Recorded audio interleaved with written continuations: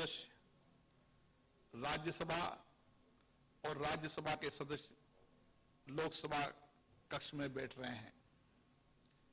इतना ही नहीं, जिन दीर्घाओं से देश की जनता संसद की कार्रवाई देखती थी, वहां इस बार सदस्यों के बैठने की व्यवस्था की गई है। वैसे तो हम सभी ये प्रयास करते हैं कि सदस्यों के बीच की दूरियां कम हो और उन्हें नजदीक लाने के प्रयास किए जाए, लेकिन इस बार हमें स्वयं आपस में दूरी बनाए रखने के लिए ये व्यवस्था की गई है। माननीय सदस्यगण, वर्तमान सत्र में बैठने की व्यवस्था के संबंध में आपको हुई असुविधाओं से मैं अवगत हुआ हूं। इस संबंध में मैं इतना ही कहना चाहता हूं कि इस बार सदन असाधारण परिस्थितियों में है।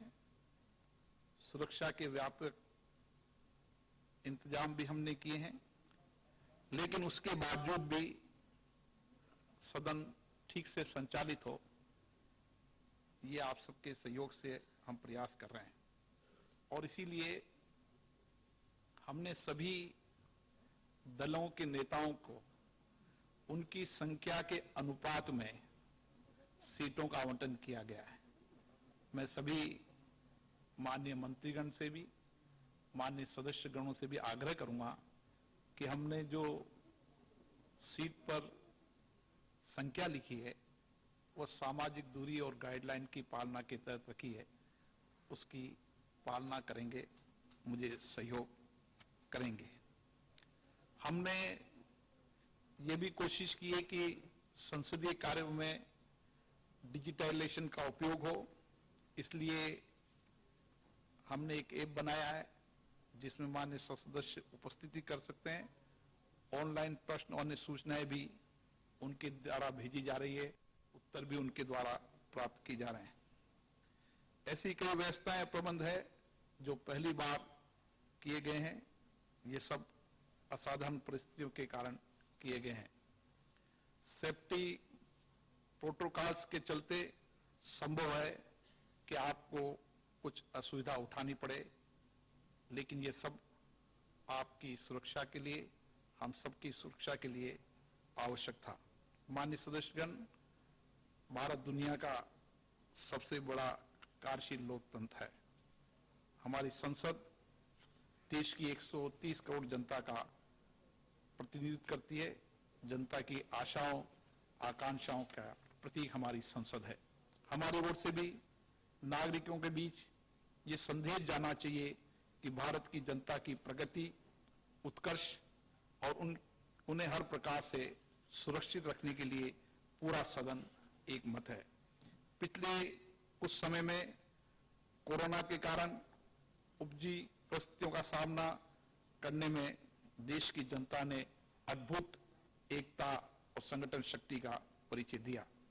कोरोना योद्धाओं ने संक्रमण को नियंत्रित करने के प्रयासों के उत्कृष्ट योगदान दिया है। सांसदगणों ने भी चुनौतीपूर्ण परिस्थितियों में अपने अपने क्षेत्र में जनसेवक के रूप में अपने दायित्व निभाए और वंचित, अभावग्रस्त वर्ग सहित अधिकतम लोगों को राहत पहुंचाने में मदद की। इस दौरान संसद ने भी एक कंट्रोल रूम स्थापित किया, जिसके माध्यम से राहत कार्य में सहयोग किया गया तथा विभिन्न राज्यों की विधानसभाओं से समन्वय स्थापित कर सांसदों, जनप्रतिनिधियों और आम जन के बीच एक कड़ी के रूप में कार्य किया। इसके लिए आप सभी साधुवाद के पात्र हैं। मेरा विश्वास है केंद्र व राज्य सरकारों के सामूहिक प्रयासों, सभी दलों के नेताओं की सहभागिता, कोरोना योद्धाओं के समर्पित योगदान और व्यापक जनसहयोग से हम कोरोना महामारी पर शीघ्र ही विजय प्राप्त कर लेंगे। साथियों, लोकतंत्र तभी समृद्ध होगा जब सकारात्मक भाव के साथ हम जनहित और राष्ट्रहित के विषयों पर अपना चिंतन प्रस्तुत करें। पक्ष और विपक्ष हमारे लोकतंत्र की जीवंतता प्रदान करते हैं।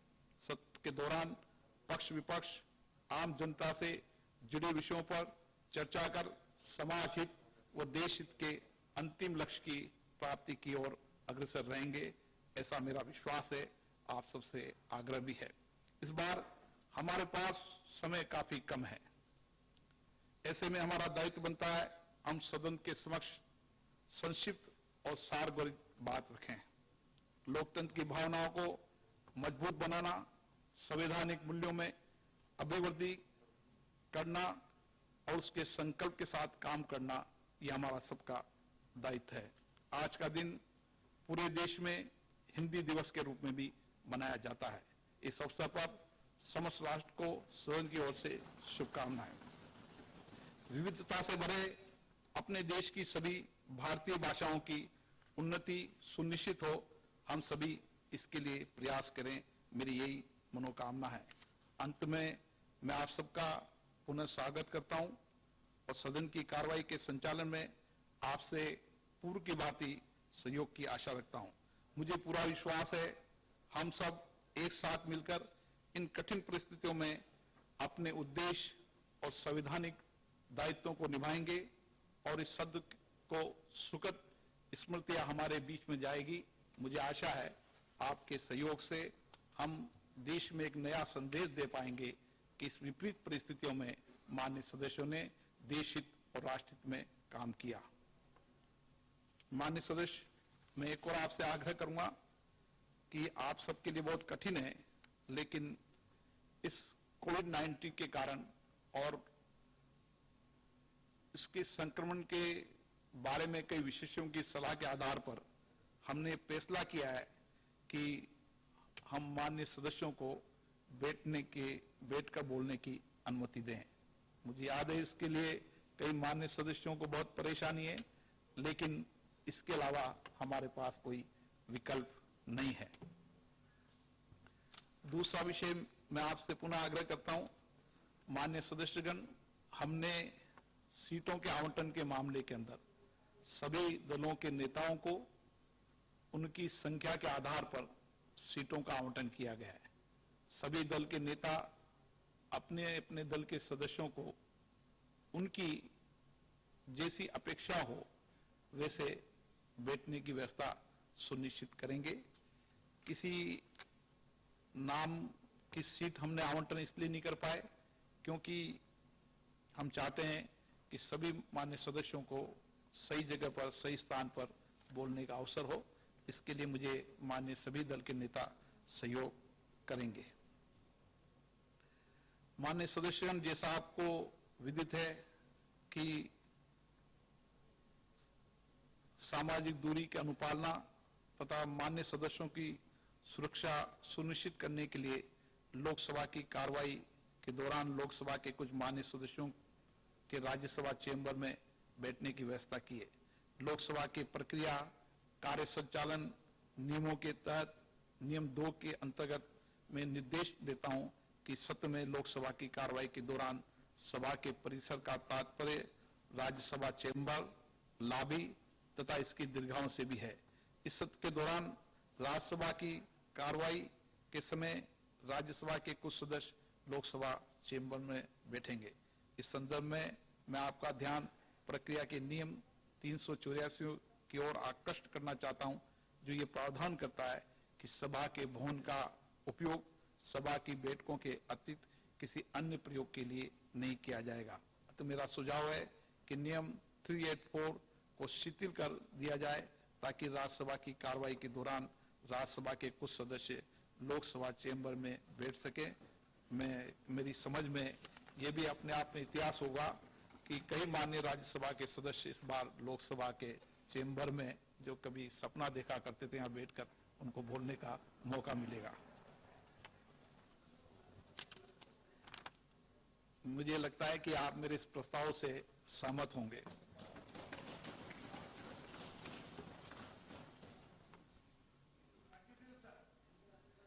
माननीय सदस्यगण, सामान्य परिस्थिति में अध्यक्ष द्वारा प्रश्नों के लिए तथा गैर सरकारी कार्य के लिए नियत दिवसों की सूचना माननीय सदस्यों को समन जारी करने के साथ दी जाती थी। सरकार के अनुरोध पर विचार करते हुए इस बात को ध्यान में रखते हुए लोकसभा प्रतिदिन केवल 4 घंटे के लिए बैठेगी।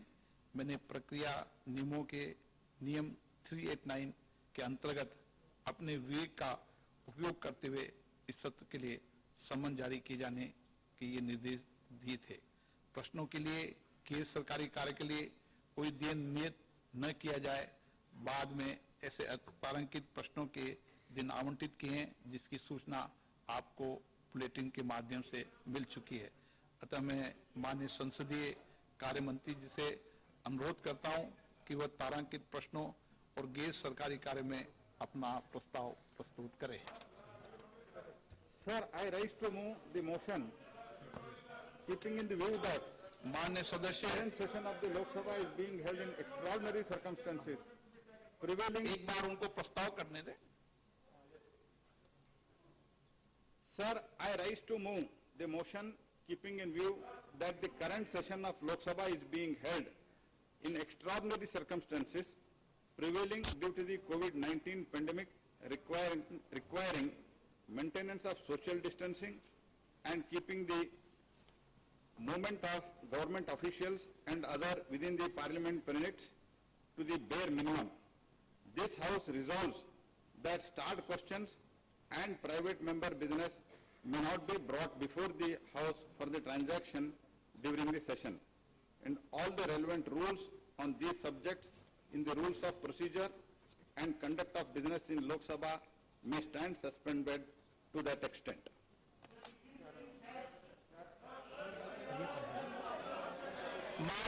प्लीज बैठकर मान्य सदस्य प्लीज।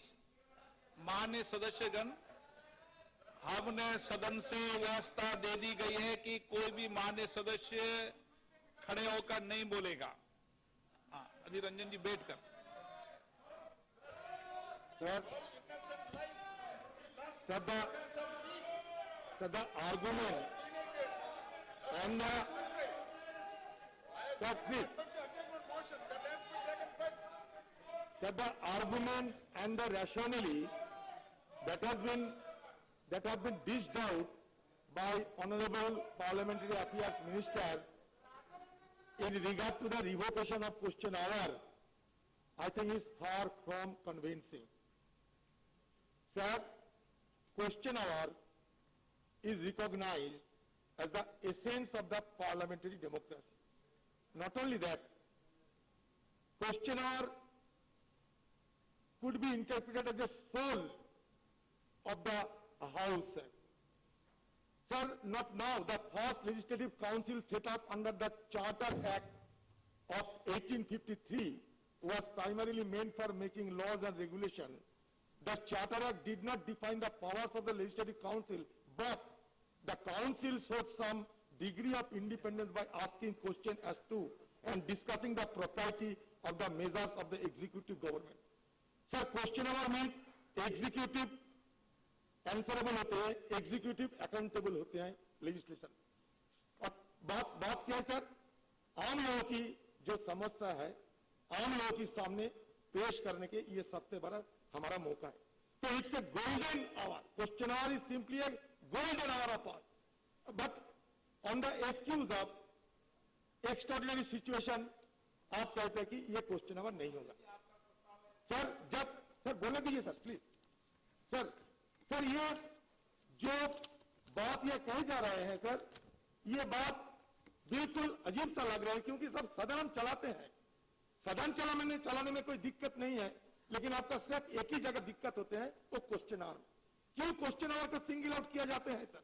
ये हमारा सवाल है, क्योंकि ये ब्रिटिश जमाने से क्वेश्चन आवर की ये क्वेश्चन आवर चलते हैं सदन के अंदर, और आप आजादी के 73 साल बाद आप क्वेश्चन आवर को हटाकर लोकतंत्र की गला घुटने का काम कर रहे हैं हमारे ये सरकार के खिलाफ। यही सबसे बड़ा सर बोलने दीजिए जी। सर ये आपका प्रस्ताव ओबीसी जी। सर आपकी भावना छोटा सी sir Sir, the question hour Sir, and private members' business Sir, answer. are cornerstone of our democracy. Sir, please, sir. And it is very much essential for the existence of parliamentary democracy. Question hour and private members' bill are also part of theory of separation of powers. The Honorable Minister has the dishonorable distinction by moving such a motion, he is weakening the theory of separation of powers, which is part of a basic structure of Constitution. I urge you, Speaker, not to allow the executive to encroach on the territory of the legislature. It is a shameful day if question hour and private business is not taken up. Sir, lastly, sir, I request you that on behalf of my party, I ask for a division, sir. There should be a division on this, sir. मैं नियम्स को बता दूंगा आपको भी. No division.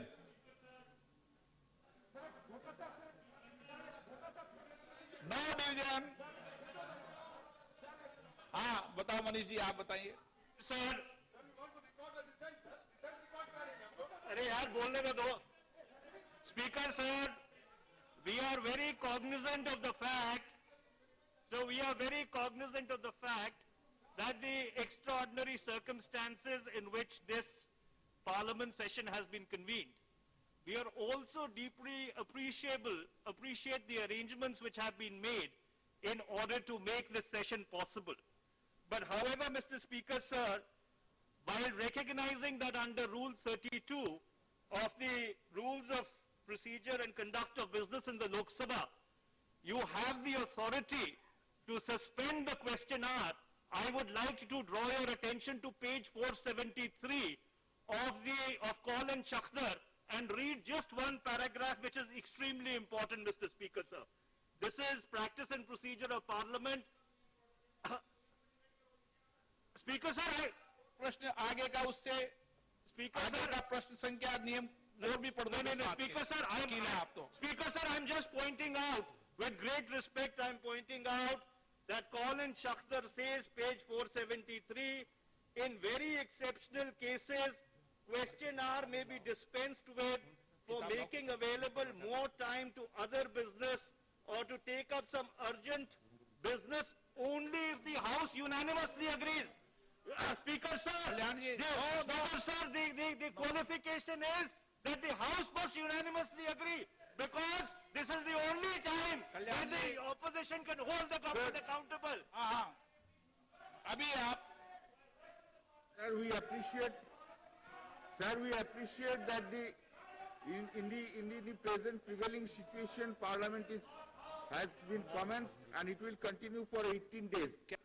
But sir, we should remember at the same time, the question hours is also integral part of the basic structure of the parliamentary procedure, and we can't destroy that part. Sir, today, if the government is having their pressure for passing the bill, we are also having our views to express, and naturally, this is the only किसी पर किसी का दबाव नहीं है. सदन चलना चाहिए, सब एक मत. No, this is the only time. This is the only time we get the answers from the Honorable Minister, sir.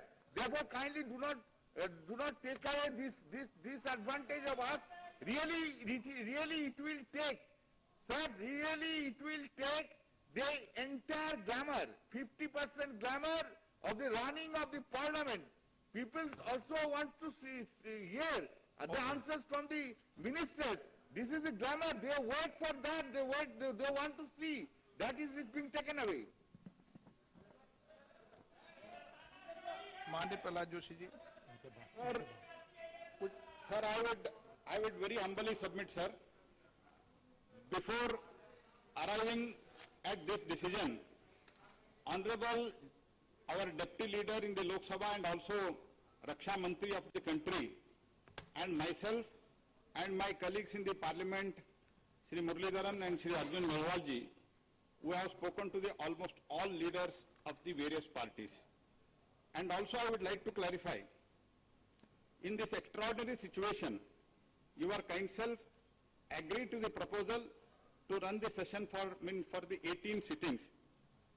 And I would like to ask very humbly to the various leaders who questioned the suspension of the question hour, sir, all assemblies, including Punjab, West Bengal, and Rajasthan, Andhra Pradesh, Kerala, when you have spoken, when you are speaking, we have listened. Kindly listen to me. They have not even done a session. Sir, only 2 minutes, sir. हो गया, मैं 2 minutes, sir, 2 minutes. And they have run the session for 2 days or 1 day, and they have passed 20-25 bills. Whereas the government of India, under the leadership of Modi, we decided to run for 18 days and having discussion of all the bills. Second, sir, and in people who are talking, this is the basic structure of the parliament. In 1975, what had happened, entire country knows, and history is the witness for that, sir. And third thing is, already I have spoken, I have already said, in 1962 question about was suspended, 75 suspended, 1976 suspended. माननीय मंत्री जी, मैं व्यवस्था दे रहा हूँ, 1 minute. Last point, sir. In last 5 years, after Sri Narendra Modi ji got resounding victory for twice, 60% in Rajya Sabha and 40% in Lok Sabha question hour is wasted in spite of having the resounding victory and the people mandate. And in keeping that view, I urge, sir, with all humbleness at my command, that this is an extraordinary situation when assemblies are not ready to meet for a single day. With having around 800 to 850 MPs, we are meeting here under your guidance, and I appeal to them that there are so many ways to question the government, and government is not running away from the discussion. We are ready for the discussion, and we are going to reply for all the questions which you are going to raise. माननीय रक्षा मंत्री जी, आपकी सभी दलों के नेताओं से चर्चा हुई थी, आप आग्रह कर दें एक बार. अध्यक्ष महोदय, जैसा संसदीय कार्य मंत्री ने सदन को अवगत कराया है, उन्होंने और उनके 2 अन्य सहयोगियों ने, श्री अर्जुन मेघवाल और मुरलीधरन जी ने, अधिकांश दलों के जो ग्रुप लीडर्स हैं उनके साथ उन्होंने बातचीत की है, और बहुत सारे लोगों से मैंने भी बातचीत किया है कि असाधारण परिस्थितियों में यह संसद की कार्रवाई इस बार हम लोगों को करनी पड़ रही है. इसमें आप सभी का सहयोग चाहिए, क्योंकि केवल 4 घंटे के लिए ही सदन चलेगा. इसलिए मैंने अनुरोध किया था कि क्वेश्चन आवर इसमें न हो, बल्कि आधे घंटे का एक 0 आवर हो, कि यदि किसी को कोई प्रश्न पूछना है, अपनी किसी आशंका का समाधान करना है, तो उस आधे घंटे में वो कर सकते हैं. अधिकांश राजनीतिक पार्टी के जो नेतागण हैं, उन्होंने अध्यक्ष महोदय अपनी सहमति दी थी, और उससे आपको अवगत कराया गया था. तत्पश्चात आपने यह फैसला किया था कि जो संसद की कार्रवाई चलेगी उसमें क्वेश्चन आवर नहीं होगा. मैं सभी सम्मानित सदस्यों से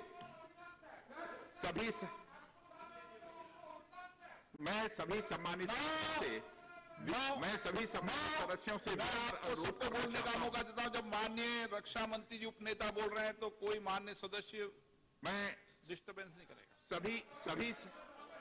सभी सम्मानित सदस्यों से यह विनम्र अनुरोध मैं करना चाहता हूं.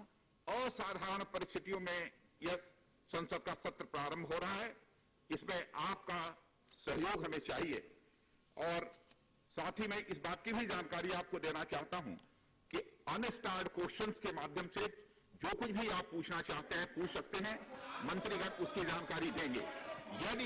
यदि अनस्टार्ड क्वेश्चन की रिप्लाई से आप संतुष्ट नहीं होते हैं, तो आप चाहें तो 0 आवर के दौरान भी उसका क्लैरिफिकेशन संबंधित मंत्री से पूछ सकते हैं.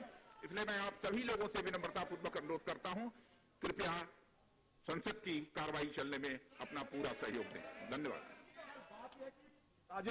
राजनाथ सिंह जी ने कहा कि अनस्टार्ट क्वेश्चन, सर हर दिन 230 अनस्टार्ट क्वेश्चन, साथ में अगर आप चाहे तो 25 और जोड़ सकते हैं, तो 230 + 25 जोड़ सकते हैं अनस्टार्ट. लेकिन स्टार्ट में 20 क्वेश्चन आप नहीं ला सकते। माननीय- ये कैसे समझाओगे आप? माननीय- और किसी को इन्फॉर्म करना मतलब कंफर्म करना नहीं। नहीं। आपने जरूर इन्फॉर्म किया है। नौ माननीय सदस्यगण, प्रश्नकाल के विषय में अध्यक्ष महोदय, मैं यह भी आप जानकारी देना चाहूंगा सदन को कि इस संबंध में श्री अधीर रंजन चौधरी जी से हमारी बात हुई थी और उन्होंने अपनी सहमति दी थी। माननीय सदस्यगण, एक मिनट। माननीय सदस्यगण, प्रश्नकाल के विषय में मैंने आपकी बात को ध्यानपूर्वक सुना है, आपकी भावनाओं को भी समझ लिया है, परंतु इस वैश्विक संकट की इस घड़ी में मैं आपसे अपेक्षा रखता हूं कि आप परिस्थितियों को समझते हुए सदन को सुचारू रूप से संचालन में सहयोग करेंगे। मैं पुनः दोहराता हूं, मैंने आपकी भावनाओं को समझते हुए मैं आपको आश्वस्त करता हूं कि लोकसभा के नियम एवं प्रक्रिया के व्यक्त नियमों एवं अन्य साधनों में आपको मैं पर्याप्त समय और पर्याप्त अवसर दूंगा। सरकार ने भी अपनी भावनाएं ये व्यक्त की है कि आपको अन्य साधनों के माध्यम से पर्याप्त समय और पर्याप्त अवसर मिलेगा।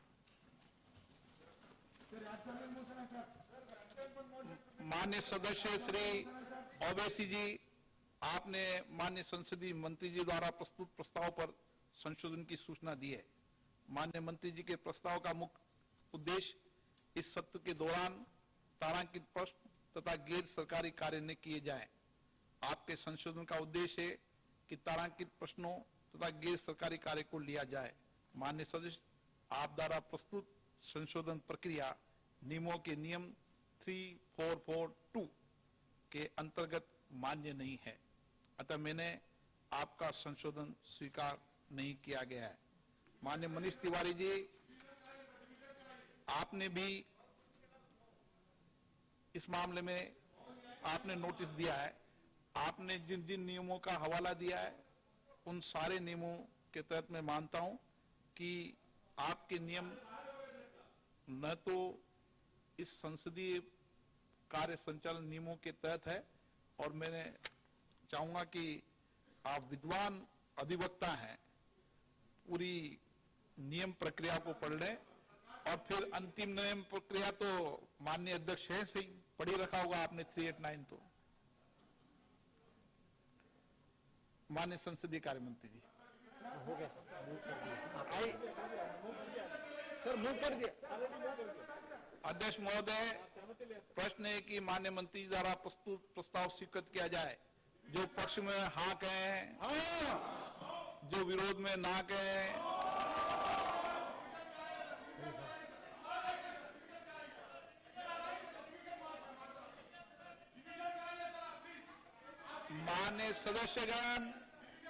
माननीय सदस्यगण प्लीज, मेरा आग्रह आप मानेंगे ऐसी मेरी अपेक्षा है। प्रश्न है कि माननीय मंत्री द्वारा प्रस्तुत प्रस्ताव स्वीकार किया। जो पक्ष में हाँ कहें, जो विरोध में ना कहें। मेरे विचार में निर्णय हाँ वालों के पक्ष में, निर्णय हाँ वालों के पक्ष में प्रस्ताव स्वीकृत हुआ। माननीय सदस्यगण, मुझे कुछ विषयों पर स्थगन प्रस्ताव की सूचनाएं प्राप्त हुई है। मैंने स्थगन प्रस्ताव की किसी भी सूचना के लिए अनुमति प्रदान नहीं की गई है। अभी मौका अभी आपको देंगे। I will please.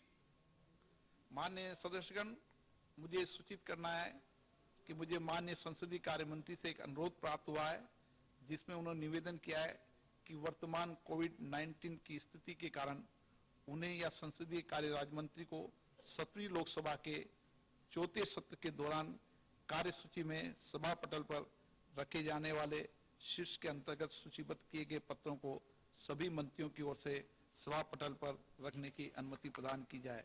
मैंने उनके अनुरोध को स्वीकार कर लिया है।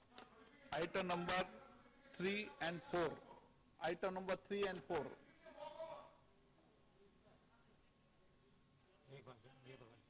श्री अर्जुन मेघवाल जी। अध्यक्ष महोदय, मैं आपकी अनुमति से आज की कार्यसूची में मेरे नाम के आगे क्रमांक संख्या 4 पर अंकित दस्तावेज सदन के पटल पर रखता हूं। मैं एक साथ कर दूं। तो अध्यक्ष महोदय, मैं आपकी अनुमति से आज की कार्यसूची के क्रम संख्या 3 पर और 4 पर अंकित दस्तावेज सदन के पटल पर रखता हूं। बालू जी, एक मिनट, सीनियर नेता आपके साथ ही हैं, बैठे बालू जी को बैठकर बोलने में बहुत तकलीफ है। Sir, thank you very much, sir. Sir, with the great anguish and pain, I would like to draw the kind attention of this August House and also Government of India about the sad plight of 12 students who have committed suicide, all from a rural background, because of NEET examination. Sir, they have passed +2 in state board examination, but at the same time, the examination, the NEET examination, National Eligibility and Entrance Test, are conducted only in CBSE syllabus. So, within a month after +2 result, within a month they have to go through, they have to enter into NEET examination, and they are clueless. And because of that, without knowing any subject matter which is being asked in CBSE examination, so CBSE syllabus, the people are standard, and at the same time they are helpless, they are committing suicide, sir. Sir, the budding young doctors, the future doctors of India, they have committed suicide, sir. Sir, what has happened? Even in the passing the state board examination, GOI, Government of India, has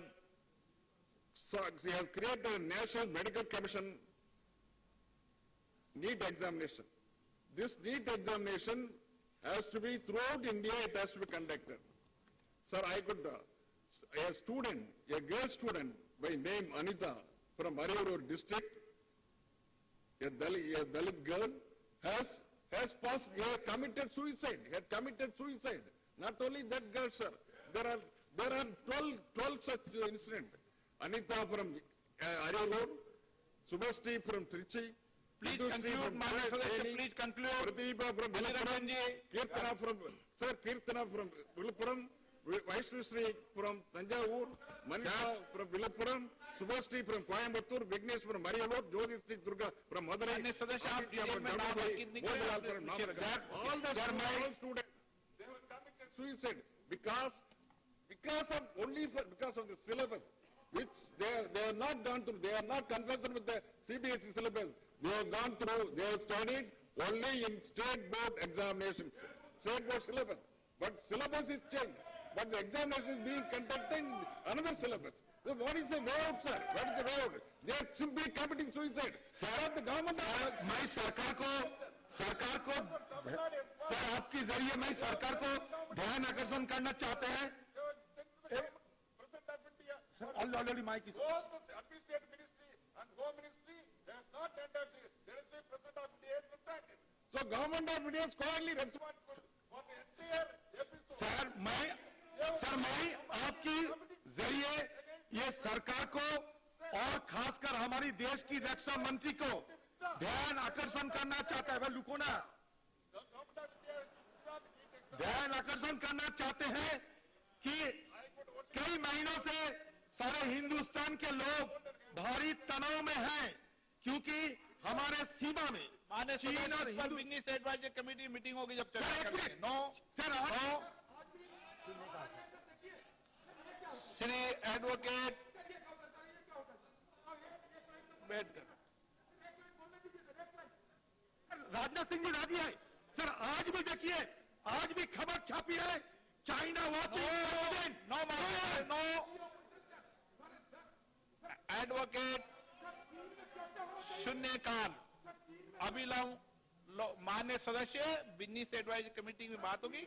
संवेदनशील मुद्दा है, संवेदनशील मुद्दा पर संवेदनशील तरीके से अपनी बात को कहना चाहिए। No advocate Dean Kuriakose. Okay,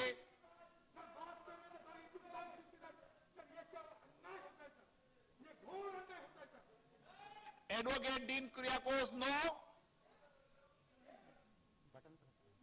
Not okay, houses. Sir, I urge upon the kind attention of Honorable Prime Minister regarding with the biggest landslide happened in my constituency at Idukki. It had happened on August 6 at Munnar at Pettimudi. 70 people have lost their life.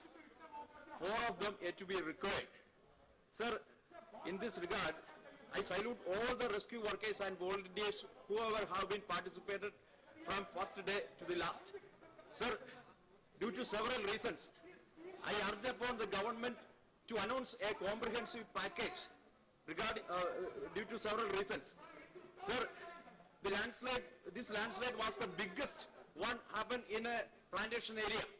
Sir, all the victims are related with plantation workers and belongs to SC community.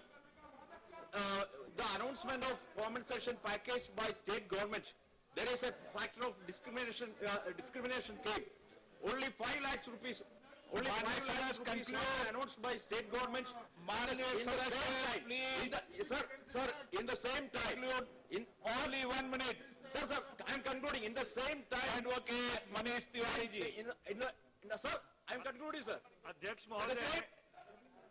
अध्यक्ष महोदय, मैं आपके माध्यम से सदन का ध्यान एक बहुत ही संवेदनशील विषय की ओर दिलाना चाहता हूं।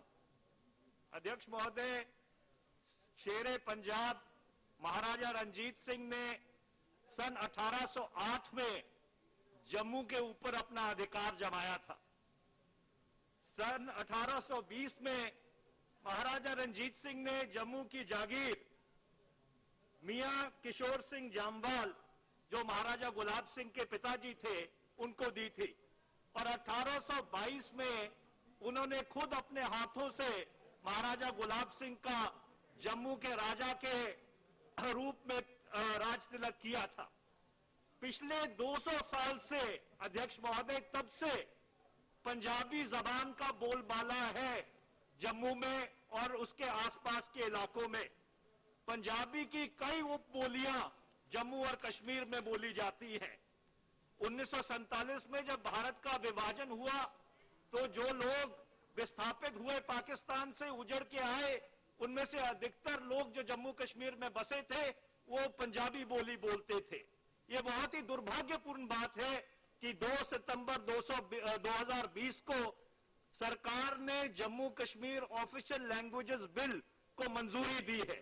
उसमें सिर्फ उर्दू, कश्मीरी, डोगरी, हिंदी और अंग्रेजी को अधिकृत जबानों के तौर पर शामिल किया गया है। मैं सरकार से यह आग्रह करना चाहता हूं, अध्यक्ष जी, आपके माध्यम से मैं आग्रह करना चाहता हूं सरकार को कि इस विधेयक में पंजाबी जबान को शामिल किया जाए और जिस तरह का वितकरा, जिस तरह की डिस्क्रिमिनेशन पंजाबी जबान के साथ की जा रही है केंद्र शासित प्रदेश जम्मू कश्मीर में, इसे बंद किया जाए। अध्यक्ष जी बहुत संवेदनशील मुद्दा है।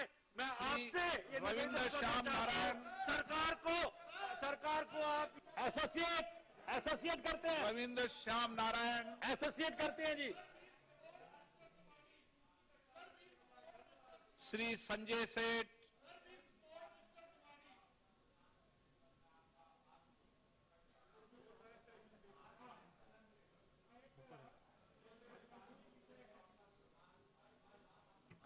आप बोलो। अध्यक्ष जी जोहार। मैं झारखंड में आदिवासी समुदाय का धर्मांतरण के मुद्दे पे अपना प्रश्न रखना चाहता हूं।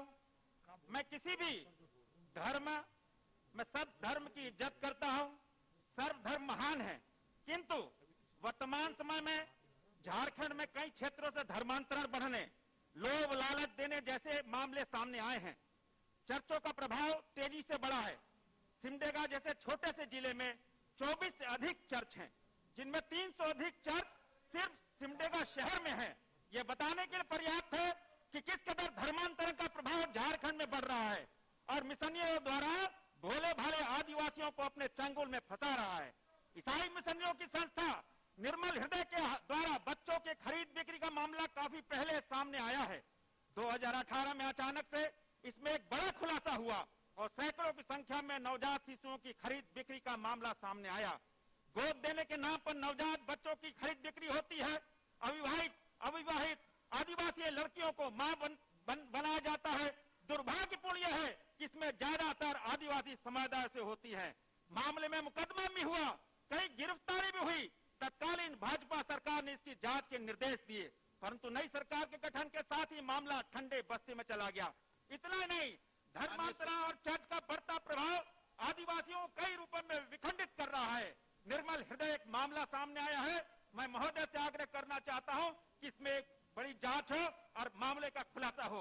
लॉकडाउन की बात करें तो पूरे देश में लोग सेवा भाव से काम कर रहे हैं। प्लीज मान्य सदस्यगण, मैं ये आग्रह करूंगा कि मैं शून्यकाल की जो लिस्ट है उसके 2-3 वक्ताओं के नाम एक साथ बोल दूंगा ताकि क्रम वाइज वक्ता तैयार हैं। कुछ वक्ता यहाँ पर हैं, कुछ वक्ता दर्शक दीर्घा में, कुछ राज्यसभा में हैं, ताकि वक्ता तैयार रहेंगे। अब श्री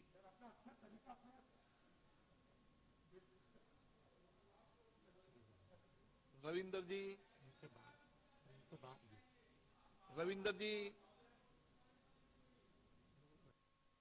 रवि किशन जी, सर प्रदान करने के लिए मैं आपका आभार प्रकट करता हूं। रवि किशन जी के बाद भानु प्रताप सिंह वर्मा, उनके बाद श्रीमती सुप्रिया सुले जी। शुरू करो रवि किशन जी। मुझे शून्यकाल में बोलने का अवसर प्रदान करने के लिए मैं आपका आभार प्रकट करता हूं। आज मैं सदन का ध्यान अपने देश के एक बहुत बड़ी समस्या की तरफ दिलाना चाहता हूं। हम सब जानते हैं कि हमारे देश में ड्रग ट्रैफिकिंग, ड्रग एडिक्शन की समस्या बढ़ती जा रही है। हानिकारक दवाओं के सेवन के माध्यम से